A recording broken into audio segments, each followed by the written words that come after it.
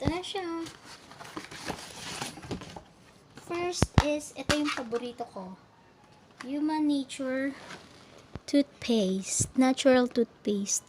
So, ito yung pinaka-paborito ko sa products nila. And then, next is ito. Nagustuhan din to ng ate ko. So, initially, ako lang yung gumagamit. Tapos, na-try nung ate ko, nagustuhan niya. So, bumili ako ng pang-stock namin. So, yan.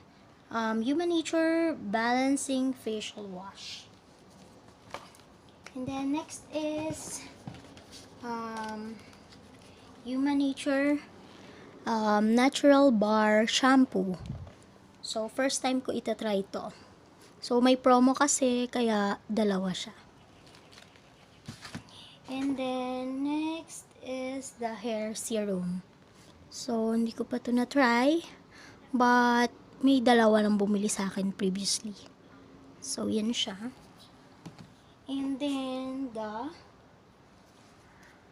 Human Nature Natural Feminine Wash. So, may bumili na din ito sa akin before. But this one, ito first time ko ito try. Kasi yung gusto ko na variant wala. Kasi yung chamomile cool yung gusto ko eh. So, first time ko to ito try.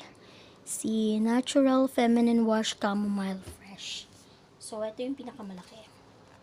And then, lastly, is the Human Nature Natural Conditioner. So, 1 liter po siya.